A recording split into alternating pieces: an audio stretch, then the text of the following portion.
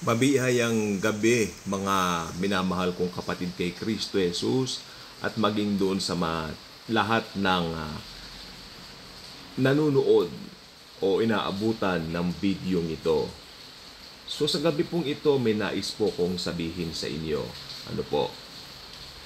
Unang-una, ako po ay talagang nananangan doon sa katotohanan na imminent ang rapture. Ibig sabihin po ito po ay misteryo. Ibig sabihin po ito ay nireveal sa mga Gentiles lamang sa pamamagitan ni Pablo na atin pong apostol. So wala po itong kinalaman dun sa 7 pista ng mga Hudyo. Ano po? Dahil ito po ay ikinalilito ng ilan dahil kaya po sila nagkaroon ng conclusion na September 23 to 24 rapture na raw dahil sa tinatawag na Rosh Hashanah na ito po ay isang pista ng mga Hudyo na tinatawag pong Feast of the Trumpets. Diyan sila humuhugot, yan ang kanilang naging basihan. That's why they say and claim rapture na raw sa 23 and 24. Again, ako po ay natutuwa dahil maraming Kristiyano ang very excited to meet the Lord Jesus Christ. Pero sa kabilang banda rin po, alam niyo to, may mga sides po yan eh. Pero pwede kong ibigay yung mga sides na hindi ako nagsaside sa kahit ano. Na-agree ako sa dalawa. Okay. Doon sa mga date setter, ako hindi po ako date setter. Hindi ako nagse-set ng date. Pero doon sa mga date setter, hangarin po ako sa kanila. Bakit po? Ibig bang sabihin, naniniwala ako sa sinasabi nila? Hindi po. Pero hanga ako sa kanila because they are so eager. You know? They are so eager to anticipate the Lord's coming. Natutuwa po ako doon dahil kumpara sa mga hindi nag-aantay sa Panginoon, no? Ako, hindi po ako naniniwala sa date setting, no, sa ganyan. Pero ginagalang ko yung paniwala po nila. Ako po, hinihintay ko si Jesus every day. Actually, upon recording this video, He could come. Okay? He could come. Mas maaga pa doon sa Rosh Hashanah and doon sa tinatawag na Feast of the Trumpets, no? Trumpets tuloy, trumpets. Social. Okay, so the Lord Jesus in His greatness and His glory, dahil nga Diyos siya lang po nakaalam yan. Pero nung nagkatawang tao siya, sabi niya, may sinabi si Jesus na Ama lang ang nakakaalam. Syempre, nagkatawang tao siya during that time.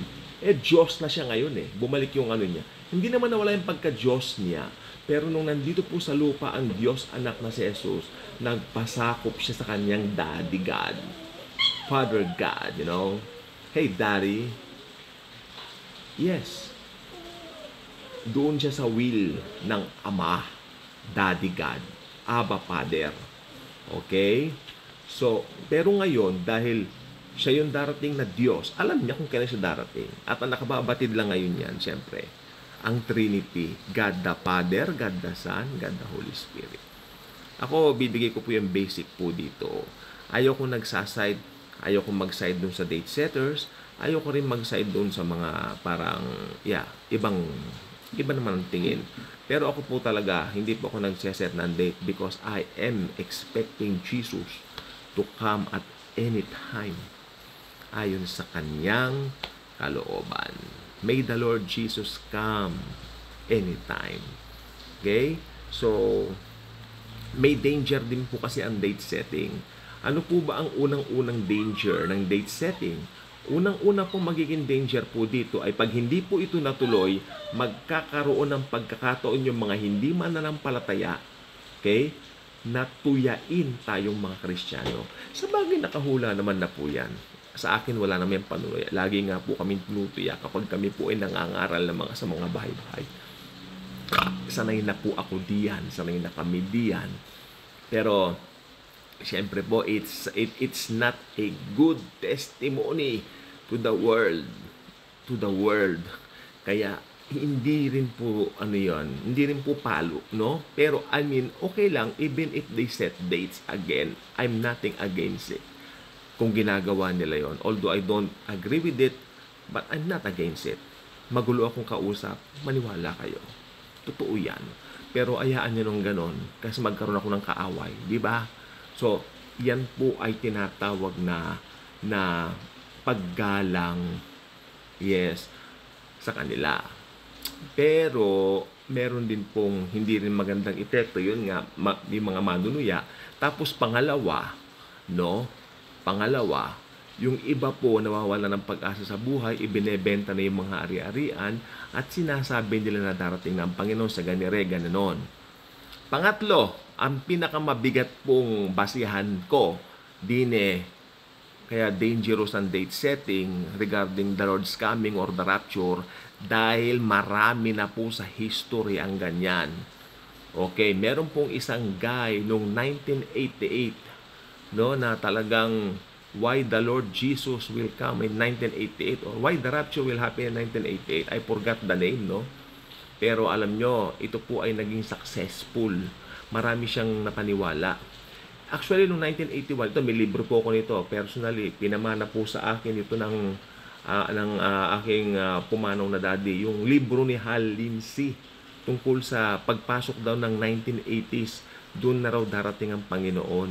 O kita nyo, ano na ba ngayon? Yung mga ganyan-ganyan. Tapos merong isang malaking kulto sa buong mundo na alam naman natin nagmula sa New York, America, na ito po ay talagang kinikilala ngayon, no? At marami silang prophecies, 19 ganito, 19 ganyan, hindi natuloy, may 1945, may 19 minub ng 1950, walang katapusan. Pero ang pinaka-popular po sa lahat ay yung nangyari po noong 1844. 1844 po yan na talagang ang daming tao dito sa Amerika na talagang naniwala na magse-second coming na. At nung hindi po nangyari, ang laki ng disappointments ng mga tao dahil hindi nga dumating si Kristo. At ang masaklap pa nito, isang kulto ang nabuo dahil po sa ganire na date setting. May nag-set po ng date na sabi niya, darating si Jesus sa ganito. Nung hindi dumating si Jesus, sabi niya, dumating si Jesus sa pagkatao ko, sabi niya. Ako na si Jesus. Napaniwala rin niya yung mga tao. Nakita niyo mga ganyan. Ayan po mga danger diyan. Hindi ko po isa-set aside ang mga danger na iyan. Okay? Dahil ayan po ay talaga po naman. Maniwala kayo sa hindi. Ay talaga pong nangyayari. Pero what I admire with these people are those people na talagang eager to wait Jesus. Yun, believe po ako diyan. Dahil yan po talaga ay dapat araw-araw nating inaantay. Hindi lang po sa September 23 to 24. Magsisimula po kasi ang itong ganitong Feast of the Trumpet sa 22 at matatapos ng 24. I think sun up, matatapos ng sundown ng 20. Anong tawag dito? Ng 24. Hapon pa lang po ng 22, umpisa na po yan eh. Oo, sundown, umpisa na po yung Feast of the Trumpet nila ng 22. At matatapos din po ng ganun din pong panahon after 2 days sa 24. Kaya sabi nila, dyan daw darating si Jesus. Abay, kung dumating si Jesus dyan, tuwang-tuwa rin po ako kasi talagang I'm really eager to meet the Lord Jesus without experiencing death. And makita na siya. Naway ganun din po lahat tayo. Again, huwag tayo mag-away-away mga Kristiyano. Pero ni-remind ko lang po kayo, may danger ang date setting talaga. Malaki ang pwedeng gawing kapahamakan nito. Especially dun sa mga hindi malalim sa Biblia at hindi palabas at hindi palababad sa salita ni Jesus. That's why we really need to go back to the Bible. Dahil sabi nga po talaga, ito lang po talaga ang ating mapanghahawakang ebidensya ng lahat-lahat ng kabutihan ng Diyos sa buhay natin. Okay? Anong oras na po ba? Ay sa totoo lang po, 11:31 na po. Ay, 11:30 ng gabi dito sa relo ng aking cellphone, no? So, hindi ako inaantok dahil gusto ko po i-share sa inyo itong bagay na ito. Hallelujah. Thank you, Jesus. Maranatha. Dumating ka nawa, Panginoon.